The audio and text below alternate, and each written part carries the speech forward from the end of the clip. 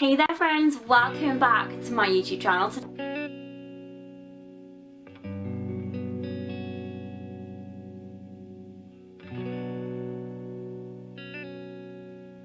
Hi everyone, welcome back to my YouTube channel. I hope you're having a fantastic day. Today I'm coming at you with another WWE pay-per-view predictions video. This time it is for Fastlane.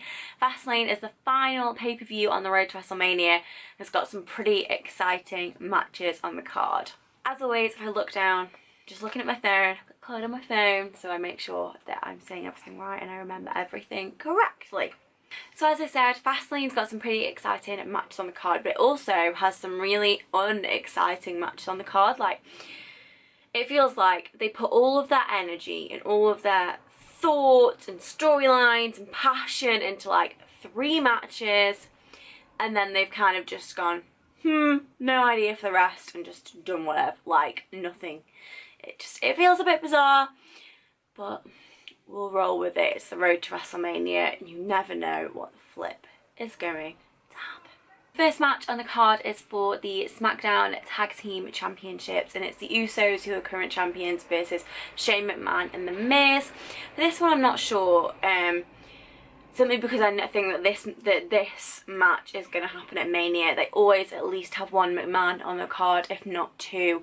I know we're already kind of building up Triple H and Batista at Mania, but I can totally see a Usos versus The Miz and Shane at Mania.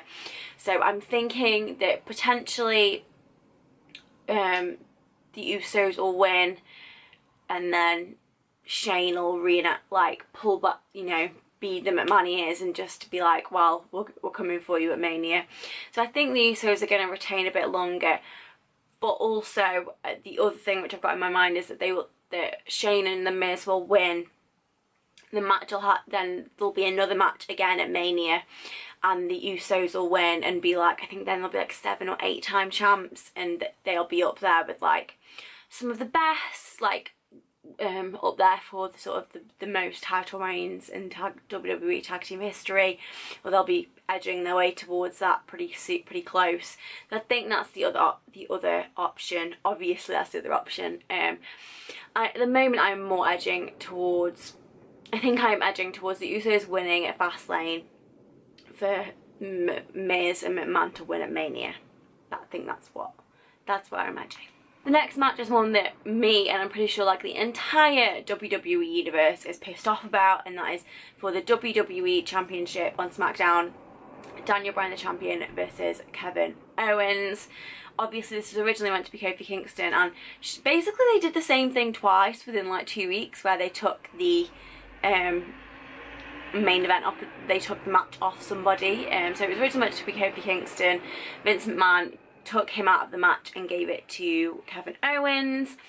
I think Daniel is going to retain.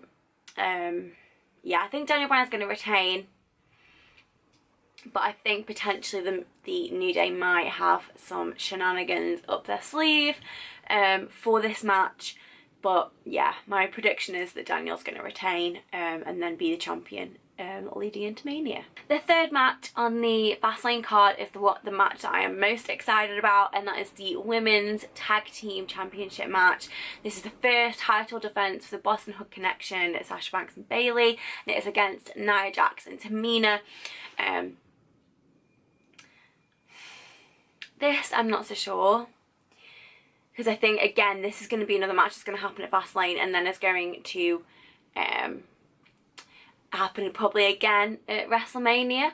So actually it wouldn't surprise me if Jax and Tamina won, for then it to be a Mania match, and Sasha Banks and Bayley reclaimed them at Mania and kind of very quickly became like 2-time tag team champs. However, I want Sasha and Bayley to win. I just don't know if they've been building Jax and Tamina up a bit too much for them to like knock them down now. It's my only thoughts, but you know what? Screw it. Screw my better judgment. Screw my realism. My prediction's going to be for the Boston Hug Connection to win, obviously. The next match is one of the ones where I am just like so flipping confused. It feels like WWE ran out of money even though they haven't run out of money. It just kind of feels like they run out of energy and we're just like, can't be bothered.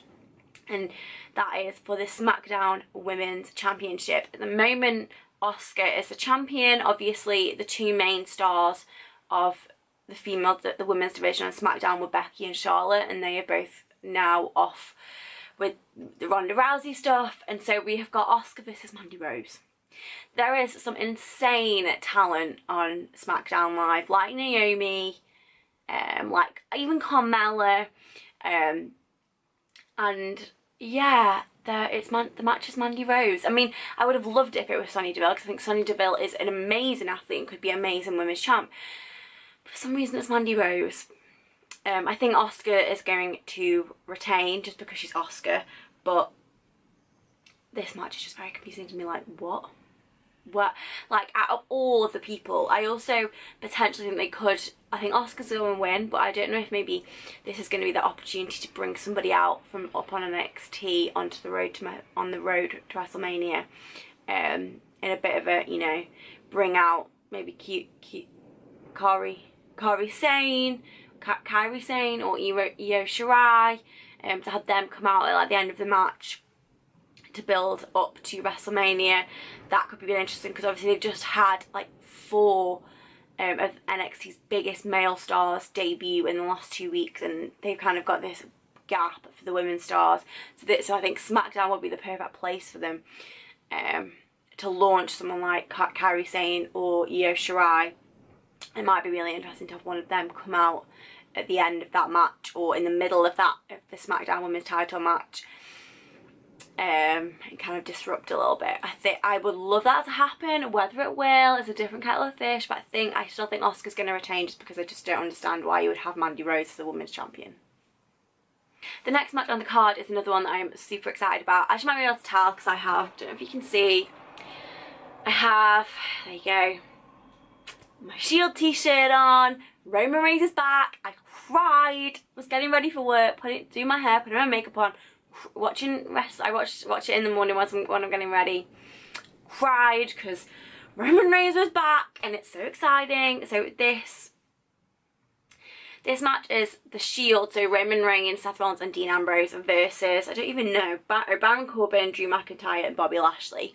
Now this match is currently being heralded as the last run of the Shield, because apparently Dean Ambrose is not re-signing his contract. However, this is the first time that WWE have ever announced, they announced it about 6-7 months in advance that somebody wasn't re-signing their contract, and they were leaving, and I just have this bigger suspicion that it's a massive PR stunt and something's going to happen, maybe even at Mania, and they'll be like, you know, if you win this match, or if this goes well, or this goes wrong, or something, you know, you'll resign and stay on.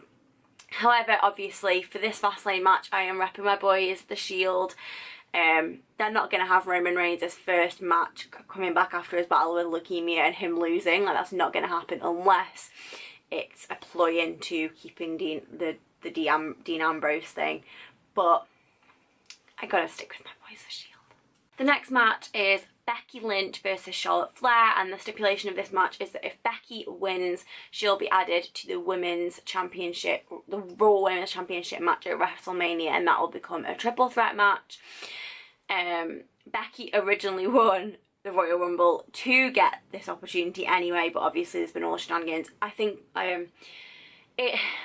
Becky's gonna win, just because they've laid far too much groundwork for this to be a triple threat match, for her not to win and it just be Charlotte and Ronda.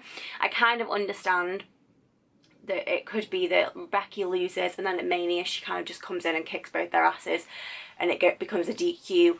But I think they just built this up too much not for it to be a triple threat in the first place, and like to have, you know, the main event at WrestleMania be Ronda, Becky and Charlotte. I think they've been building up far too much for Becky to lose this match. And then the final match on the official card is a triple threat match for the Raw Tag Team Championship. I think the Raw Tag Team division is very thin at the moment. It's very bad in my opinion. The SmackDown Tag Team division is way better. But this match is the Revival, who are the champions, versus Chad Gable and Bobby Roode, and Aleister Black and Ricochet, who are two of the new people from NXT. I kind of really want Black and Ricochet to win just because they're completely new, completely different. Really like Aleister Black. I think it would just be an amazing twist for them to be the champions and then run up to going into WrestleMania. And neither of the other two are that great teams are that great, to be honest. Like, they're just a bit like average. Oh, I apologise. Neither of the other two really feel that strong as tag teams to me. Like, they've not been pushed that much. It doesn't feel like WWE is putting much of a backing into them. So my prediction is Black and Ricochet. The final two matches on the WrestleMania card are for, not WrestleMania, for the Fastlane card, are for the pre-show. The first is a singles match from SmackDown, which is, let me triple check this. It's Rey Mysterio versus Andrade Cien Almas. Don't really care. These are matches I kind of fast forward through. I feel like they've only brought Rey Mysterio back for the nostalgia factor, and it's potentially not gone the way they wanted. But now they've brought him back, they don't want to lose him again. I think Rey might win, but you know what? I'm not that bothered either way. And then the final match for Fastlane in general, but for the pre-show, is one that I did not even know was happening, and there has been absolutely no groundwork laid for, and I am very confused. And that is the New Day, but it's Big E and Xavier Woods versus Shinsuke Nakamura and Rusev. What? Where did this come from? I have no idea, unless I like missed half an episode of SmackDown or something. I've got no flipping clue. But that is the final match. I think probably the New Day are going to win, but I also think that either way the New Day are going to cause some shenanigans in the SmackDown WWE Championship match, just because it should have been Kofi. But yeah, I think the New Day might win.